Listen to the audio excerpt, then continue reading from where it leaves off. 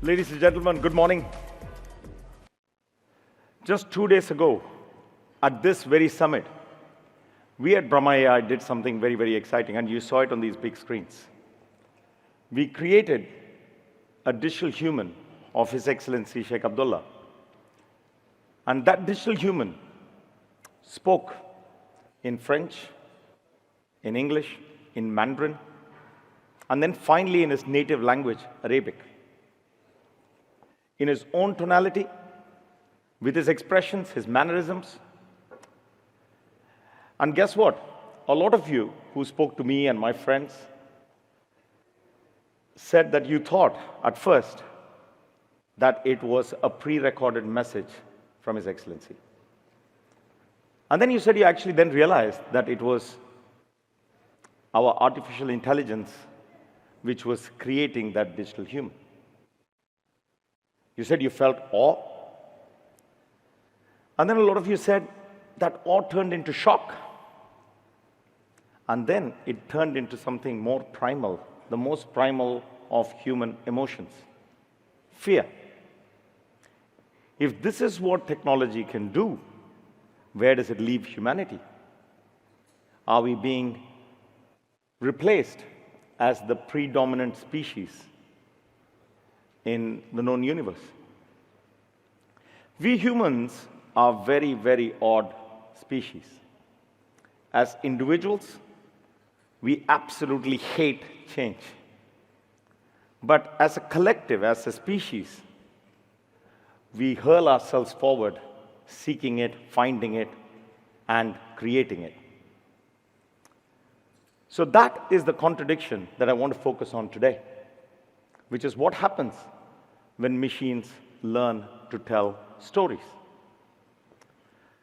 I rehearsed with my wife yesterday, and at the end of it, she told me that I should not really be doing this, simply because it was a mix of philosophy, there was a bit of technology, and a bit of a mix-mash between the two.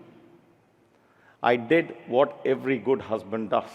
I listened to her patiently, intently, and then I've ignored it. So what is it that makes us human?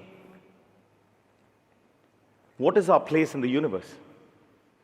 These are questions which we have asked since the dawn of time. We have scoured the universe, traveled the high skies, dug deep underground and into ourselves to find that answer. And all we have received in return for that search is silence. So we have filled that silence. How have we filled it? We have filled it by telling stories. Stories are not information. Stories are not merely communication. Stories are a shared experience. Everyone is a stranger until you tell them your story, whether that's the story of your love, loss, your challenges, your adversity, your family. And by telling it, you create a connection, a kinship. Humanity is built on that very foundation, the foundation of a shared identity created by a story, a shared civilizational memory of that story. So it's that story that has filled the silence and that gives us meaning as to what it is to be human. But now, something profound is happening, something remarkable. Machines now are increasingly getting the ability to put text together, but not just text, a tone to the text. Machines are finding a way to create voice, but not just voice, expression. Machines are able to even speak a language better than a human can. I'm sure that my digital human would have given the speech perfectly. And in doing so, machines are entering a domain, a territory, which is quintessentially human, the ability to tell stories. And that freaks us out. Fear is natural. But I think that the fear is misplaced. Simply because what the machine does is imitation. And we mistake that imitation for emotion. I'm sure a lot of you have gone into ChatGPT, which talks about an I and a you and how it empathizes, and you think it's real. It isn't. At least I think it's real, but it isn't. So a machine can tell a story. It can tell you about sorrow, even though it has never held the hand of a dying friend. It can tell you about love, but it has never seen a loved one fall asleep in its arms. So once we look beyond the imitation, we realize that it can tell a story, but a story is nothing without the human emotion. Which then means that we are at this place in history where a new mind is entering human universe. A mind which can do something which a human can, but it does it without emotion. A human can feel, emote, intuitive. And those intuitive thoughts a machine can, without question, with indifference, with precision, and at scale, can communicate it to a galaxy. Isn't that a lovely thing? I think it is. The ability to tell stories and to scale them. So when you saw His Excellency speak in multiple languages, technology was helping break barriers of language, of culture, and helping with the human kinship and human communication. I believe that we are entering a new era where human intelligence manifests itself in a machine form. It is an imitation of human intelligence built by underlying data sets. That means a human can now tell stories faster, cheaper, better. And in doing so, you can create more content, more audiovisual content. Ladies and gentlemen, we at Brahma believe that this is an era of mind². The human mind collaborating, not competing, with the machine mind, which is a human creation. And that allows for many beautiful things to happen. And I'll come to the not so beautiful things in a second. So in this era of mind² then, we at Brahma have taken this as the foundation to build a software, a platform, which has a sole purpose. The purpose to tell a human story, devised by humans, created by humans. A lot of you have devices, you have a lot of photographs, petabytes, megabytes, gigabytes of videos and photos of your loved one. And if you're like me, a lot of my own photos. And what you do with those photos is you want to share it, you want to communicate. But when you go into your device and if you search for your own video of saying, my video with my wife playing in Switzerland, tennis, and then you can't find that because we are in the era of content entropy. There is too much audiovisual content. That is the primary form of human communication today. Enterprises, human, we all communicate through audiovisual form. Look around us. And enterprises face a huge challenge. They don't know how to organize it because it's everywhere. They don't know whether it's brand compliant. They don't know if it's regulatory. Funnily enough, one of these slides had an error, and it was spotted literally 30 minutes before it went up here. That's because a human was involved. A machine, on the other hand, its errors are very simple. It's an indifferent error. A human is an emotional error.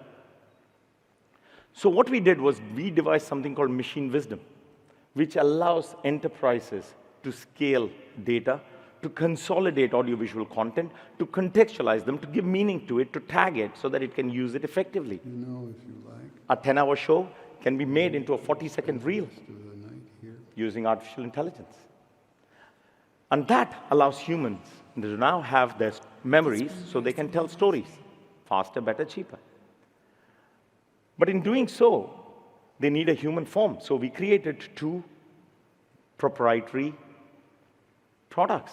Atman, which is Sanskrit for self, and Vani, which is Sanskrit for voice. Can we get a digital human who is as close to the real human as possible? Following the mannerisms, the tonality, the quirks. I'm Prabhu's Atman. And then we said, can we give that human a voice? I'll guide you through how the BRAHMA AI platform is redefining content creation and supply chain while solving for efficiencies and audience localization. So that was my digital human. Unfortunately, it can't look any better because we at BRAHMA do not change the human. We replicate them as they are. So if that is not good looking, that is not good looking. Now, what we did with everything that we have is that we have now empowered enterprises to be able to tell stories. This is the journey that we are in.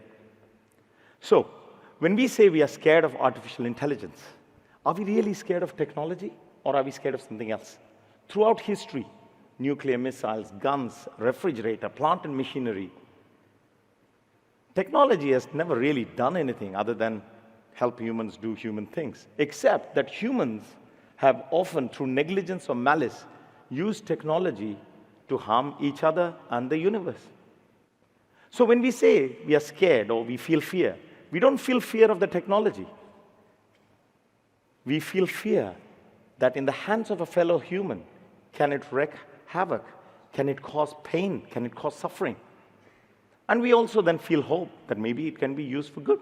So the question is not, is AI dangerous? The question is, are humans dangerous? Are humans ready to deal with a power this super heavy that it can cause havoc? So what we need to do is to not fear the technology, but put safeguards and rails around it, to introduce the ethical layer, to be ethical as a business. And we at BRAHMA have built that on that foundation, to use licensed material, to try and predict where the regulations need to be. We are not perfect, we'll make mistakes, but we want to do the right thing, because then the machine is powerful in our hands. So let me wrap up by telling you a human story, because we are talking about stories. The human story is this. 30 years ago, a very, very dear friend of mine, growing up in India, had a dream. He wanted to make a movie. Not any movie. He wanted to make a movie which was truly global, which was comparable to any great epics of that time or now. He didn't have the resources. So he got together a few people, his friends and teachers, and created a company out of his father's garage. Put his blood, his sweat, and his effort into building that company. Doing post-production, visual effects, and I suppose he did anything that he could to make money. But eventually what he did was he created the world's finest visual effects company, which has won 7 Oscars in the last 10 years. Inception, Interstellar, Blade Runner, Ex Machina. And then, rather than sitting and enjoying it, he then decides that he's going to gamble it all in fulfilling his dream of making a movie. So he is now making the largest movie ever made in budget scale outside of Hollywood, with a combination of the best of talents in Hollywood, India, and the world, with Hans Zimmer, with A.R. Rahman doing the music together, collaborating, with humans working together to tell a story, a quintessentially Indian story at a scale never seen before. And he's doing that and releasing the movie in 9 months' time. His name is Namit Malhotra. The movie is Ramayana. It's a truly Indian story meant for the global audience. We at BRAHMA are helping him tell that story by allowing a native Hindi language film to be shown around the world in different languages, localized, using Atman and Vani. Now, if he succeeds and the movie is a success, it will be a human success. If he fails, it will be remarkable as well. But it would nevertheless be impressive. So, ladies and gentlemen, I ask you this. The connection you feel now to this individual called Namit Malhotra, you don't know him, you probably know him, I don't know. That kinship you feel is because there is a human emotion involved. Adversity, challenge, tenacity, perseverance. To do something, to fulfill his dreams, to succeed or fail. That is a human story. Let's not fear telling it using all available technology. Ladies and gentlemen, welcome to the era of Mind², forward humanity, and it's been a pleasure speaking to you. Thank you.